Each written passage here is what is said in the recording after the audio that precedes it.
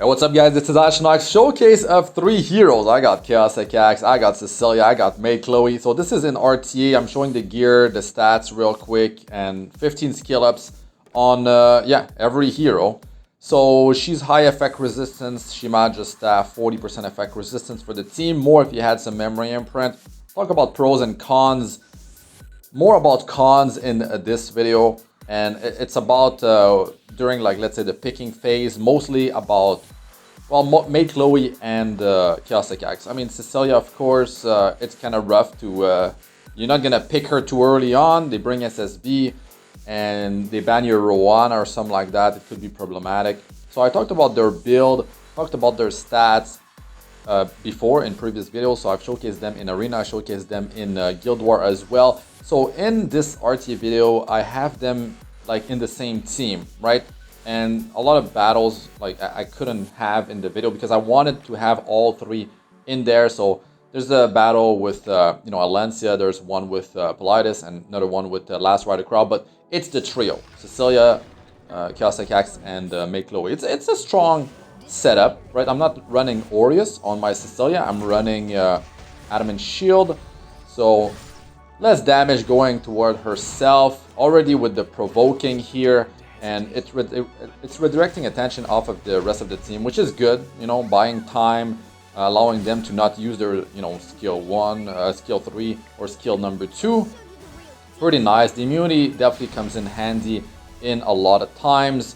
Now the problem with Maid Chloe is that if you pick her too early on, which you sort of like want to do because maybe the enemy will pick her if you don't, because she's getting really popular. The issue is, of course, you know, a Sinful Angelica could counter her pretty hard. Any sort of like extinction mechanism, right, that could be extremely rough. I guess you could delay, you know, well, Sinful Angelica, the thing is you have the revive buff on your whole team because you want to use that ASAP. So if they down the hero like 1 by 1, then yeah, the revive will not work. So that's problematic. Right, so here you can see Cecilia with the heavy cripple, the attack break, the speed down, super helpful. The dispelling off of the skill number 2, which is built in now. The speed down debuff that is from the exclusive equipment, you could have on healable instead. So here it's pretty effective. There's a Charles, you know, Cecilia Fire versus Earth.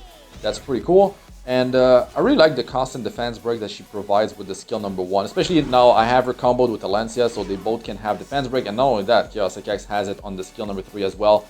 And he has some pretty good damage with his new build that I'm running him on. You know, high attack and less health, right? 15,000 is not that much. Defense, it's okay.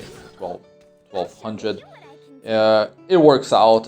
If the enemy team has a lot of damage, then Aureus should be on your team. And you should have better healing than like a Maid Chloe, because she heals based on her maximum health.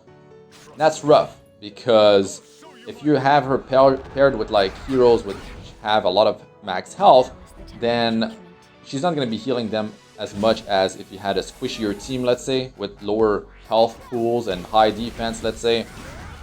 So yeah, Maid Chloe, of course, that's sort of like a con. If you want to pair her with bruiser heroes, tanky heroes, not going to work that well, but you can definitely stack the effect resistance across your whole team.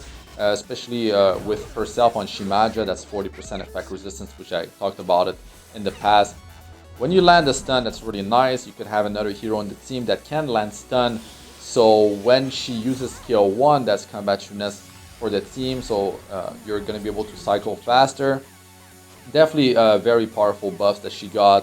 You know, the cleansing of 2 debuffs before applying the revive attack buff for 3 turn. That helps a ton. It really does. Of course, it's 2 debuffs only, but in most cases, you're going to be able to get rid of that and able to buff debuff.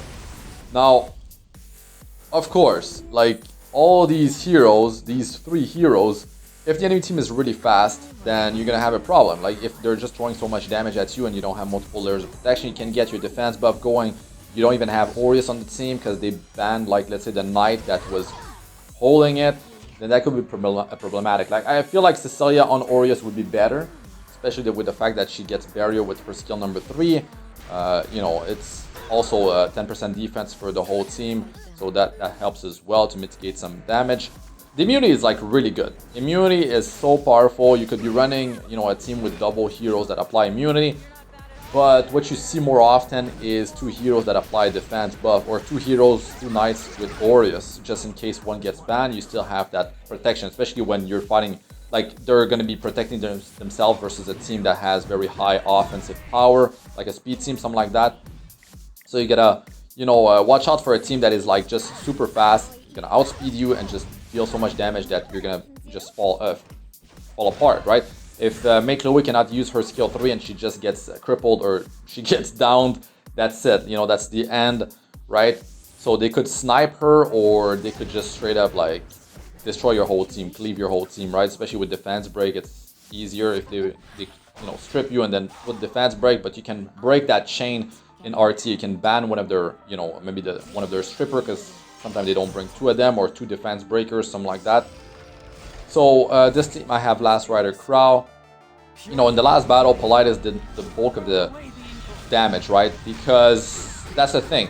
If you're going to be fighting like a Sinful Angelica, you bring Maid and you're fighting Sinful, then like you could just throw so much damage at them that could sort of like render them useless, right? But if they start bringing like extinction-based heroes, you know, like top model Luluka, Specimen Says, like you could be having some problems. Now, Maid Chloe doesn't have much sustain. If the enemy team has much more sustain and are much tankier than you, that's the thing.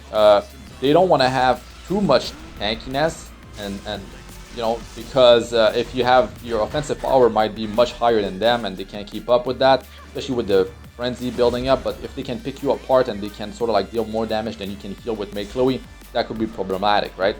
So Cecilia, what I want you to guys notice is that during the battle, she is crippling the enemy team heavily. You know, with the attack break and the speed down, it helps a ton.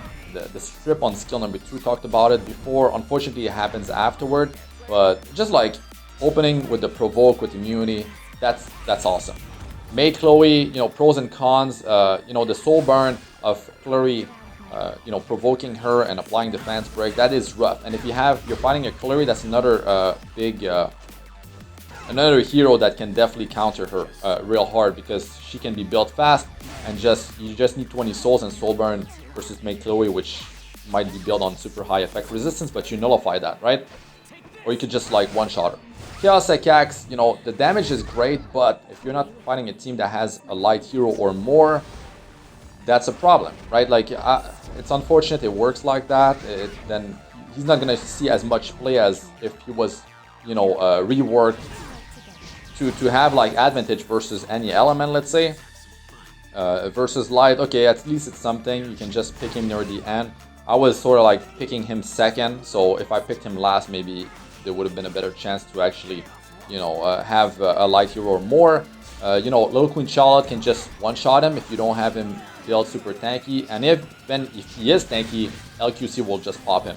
And LQC doesn't even need a tag buff to pop him with the stats that I have him on, like 15,000 HP, 1200 defense, something like that. He just gets murdered because I don't have barrier. It's because I don't have Aureus, and of course defense buff will not be up. So yeah, pros and cons, but overall these heroes are pretty nice after the buffs. Let us know what you guys think about these 3 heroes in the comment section, but that's gonna be it for this one. I'm Astranox. Good luck with all ya do.